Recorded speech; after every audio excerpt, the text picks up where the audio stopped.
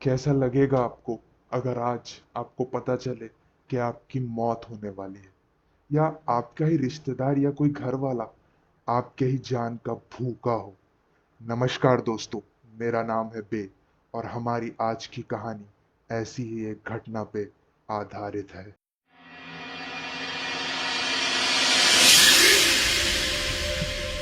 तो कुछ दिन पहले मैं अपना रेडिट स्क्रॉल कर रहा था और स्क्रॉल करते करते मेरे सामने एक ऐसी कहानी आई जिसे पढ़कर मैं एकदम शॉक सा रह गया।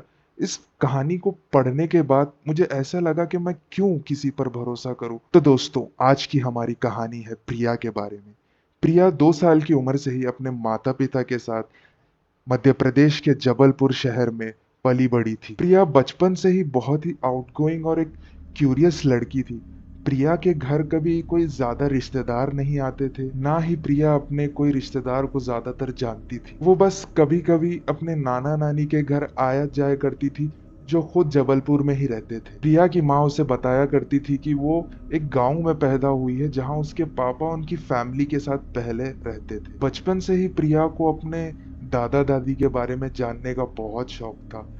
एकदम छोटी उम्र से ही प्रिया अपनी दादी की फोटो जो घर के हॉल में लगी हुई रहती थी, उसे हमेशा देखा करती थी। प्रिया के पापा उसे बताते थे कि प्रिया के पैदा होने के कुछ दिन बाद ही उसके दादा दादी मर गए थे और उनके पापा को उनके भाई से हुई लड़ाई के कारण अपना गांव छोड़ना पड़ा। प्रिया अब 18 साल की हो चुकी थी और कुछ दिन पहले ही उसके घर में उसका छोटा भाई पैदा हुआ था। प्रिया के कॉलेज में एक कल्चरल फेस्ट था जिसमें प्रिया भी पार्टिसिपेट कर रही थी।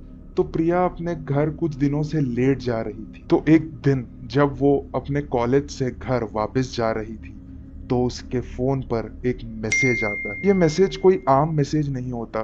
प्रिया जब इस मैसेज को देखती है तो वो एक अननोन नंबर से आया होता है। प्रिया जब ये मैसेज को पढ़ती है तो वो एकदम से हैरान रह जाती है। उस मैसेज में लिखा हुआ होता है कि अपने घर मत जाना, तुम्हारी मौत होने वाली है। प्रिया यह सुनकर एकदम घबरा जाती है और कुछ देर बाद उसे ऐसा लगता है कि कोई उसके साथ मजाक कर रहा है, तो वो इग्नोर कर देती है इस मैसेज को। लेकिन प्रिया ये नहीं जानती थी कि ये वही मैसेज है जो उसकी जिंदगी घुमा के रख देने वाला था। तो इस बात को इग्नोर कर कर प्रिया अपने घर जाती है और देखती है कि घर में तो सब कुछ ठीक है। तो वो इस बात को एकदम अनसुना कर देती है, वो इस बात को इग्नोर कर देती है कि जैसे कोई इसके साथ मजाक कर रहा हो। तो ये सब हो जाने के बाद अगले दिन जब प्रिया वापस अपने घर जा रही होती है, तो उसे उसी नंबर से, उसी अननोन नंबर से यही मैसेज बार बार आ रहा होता है। प्रिया को लगता है कोई उसके साथ मजाक कर रहा है, तो वो ये नंबर ब्लॉक कर देती है और ये मैसेजेस को इग्नोर करना शुरू कर देती है। अगले कुछ दिनों तक प्रिया को ये मैसेजेस बार बार आ रहे थे, लेकिन प्रिया इन मैसेजेस को अनसुना कर रही थी, जैसे कोई मजाक कर रहा हो। तो कुछ दिन बाद प्रिया के कॉलेज में फेस्ट होता है। प्रिया अपने घर से सुबह सुबह ही निकल जाती है और फेस्ट के धुन में वो इतना खो जाती है कि उसे पता ही, टाइम का पता ही नहीं चलता। और जब प्रिया को लगता है कि बहुत लेट हो चुकी है, तो वो अपना फोन देखती है कि बहुत लेट हो चुका है। वो अपने दोस्तों से कहती है मुझे जाना होगा, मेरे घर वालों ने मुझे बार बार फोन किया है। तो प्रिया अपना सामान लेती है और वो अपने घर की तरफ बढ़ जाती। प्रिया का घर उसके कॉलेज से ज्यादा दूर नहीं था, तो प्रिया हमेशा चल कर ही जाती थी। तो प्रिया जब अपने घर की ओर चल रही थी, तो उसके फोन पर आज एक नया मैसेज आता है। प्रिया जब उस मैसेज को देखती है तो उसे लगता है कि ये वही पुराना कोई मैसेज होगा, कोई वापस मजाक कर रहा होगा। तो प्रिया जब उसे पढ़ती है तो उस मैसेज में लिखा हुआ होता है कि तुम्हारी माँ मर चुकी है और अगली तुम हो, तुम्हारा खून होने वाला है, अपने घर मत जाना। प्रिया इस बात से बहुत परेशान हो जाती है। वो अपना फोन अपने पॉकेट में रखती है और तेजी से अपने घर की तरफ चलने लगती। प्रिया इन मैसेजों से बहुत परेशान हो चुकी थी। वो इन मैसेजों को इग्नोर करती है और अपने घर की तरफ बढ़ती। घर के तरफ चलते चलते प्रिया को रास्ते में एक भिखारी दिखता है, जो उसे कहता है कि मुझे कुछ खाने दे दो या मुझे कुछ पैसे दे दो, मैं बहुत दिनों से खाया नहीं हूँ, मैं बहुत भूखा हूँ। प्रिया को ये सुनकर बहुत बुरा लगता है, तो वो अपने बैग से जैसे ही पैसे निकाल रही होती है, वो भिखारी एकदम से प्रिया को पकड़ लेता है। प्रिया कहती है मुझे छोड़ो, ये तुम क्या कर रहे हो, मुझे छोड़ो। लेकिन रात होने के कारण कोई प्रिया को सुन नहीं सकता था। भिखारी उसे जोर से पकड़कर कोने की तरफ ले जा रहा होता है और कहता है कि मैं तुम्हें अपने घर नहीं जाने दूंगा, तुम मर जाओगी, तुम मर जाओगी। प्रिया ये सब बस अनसुना कर देती है।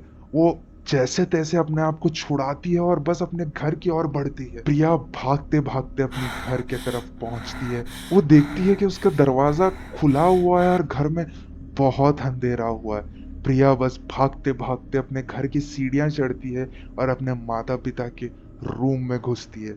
वहां वो देखती है कि बहुत अंधेरा है और फर्श पूरा गीला पड़ा हुआ है। प्रिया जैसे तैसे कर कर उस रूम की लाइट डालते ही प्रिया कुछ ऐसा देखती है जो उसने कभी अपने सपने में भी नहीं सोचा होगा। प्रिया के सामने उसकी माँ की लाश दो हिस्सों में कटी हुई पड़ी होती है और फर्श पूरा खून से घिरा हुआ होता है। ये सब देखकर प्रिया एकदम हक्की बक्की रह जाती है।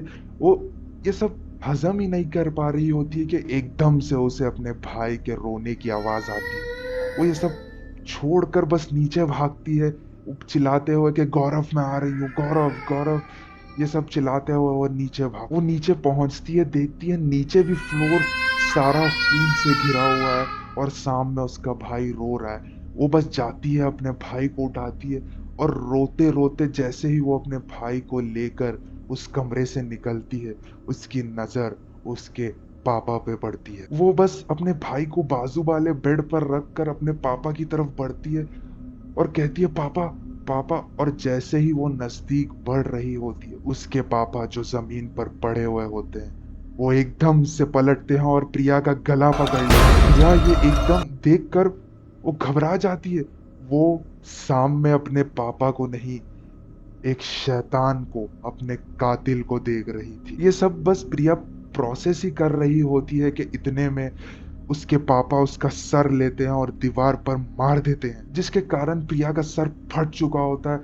वो जमीन पर गिर गई होती है, उसके सर से खून निकलते ही जा रहा होता है।